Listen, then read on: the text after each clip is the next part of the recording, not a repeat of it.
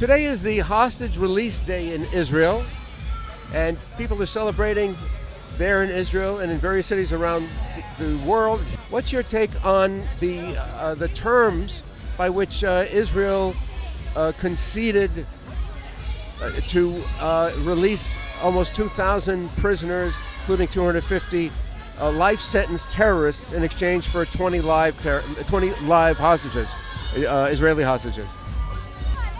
If you're trying to create policy, you have to think about what are the terms and what are the repercussions about what you're doing. And despite generals and politicians saying that they've created peace and they've ended the war, what this really has done is really, if anything, emboldened Hamas. That say that they get to live another day, they get to fight another day, they get to see that taking hostages is worth it because Israel will capitulate and pull out. And in a way, I would say it's actually, from that vantage point, overall a sad day.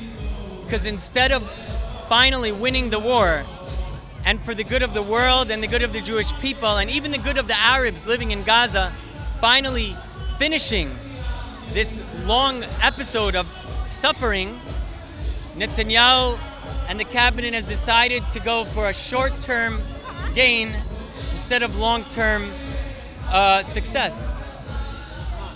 But do you suppose that Netanyahu was under duress, pressure internationally, particularly from Washington and Doha?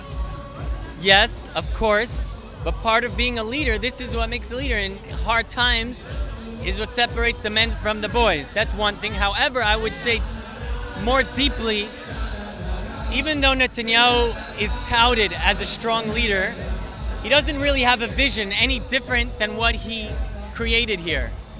Meaning when Trump even suggested about relocating the Arabs in Gaza, Netanyahu didn't jump on that with two hands. Netanyahu sort of was like, yeah, that's a good idea, let's figure out what we can implement.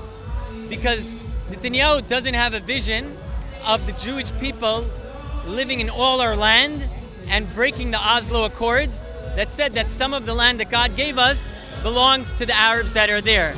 So he still has that framework, so he doesn't know what else to do. So even though there's pressure, at the end of the day, the blame is with Netanyahu. So overall, do you think this would be politically bad for Netanyahu and that his opponents will benefit? He'll probably be able to say, look, I brought back the hostages, and unfortunately the Jewish people in Israel have very short memories and very short vantage points. They're very emotional, like young children. So when something, they get a lollipop, they get excited. If the people in Israel and the Jewish people were really looking intelligently, they'll see that he's left Israel in not a secure fashion, and after over 1,000, almost 1,000 soldiers have died since October 7th, and promising that he will finish off Hamas and end up he surrendered, and that there's really there's no excuse for that.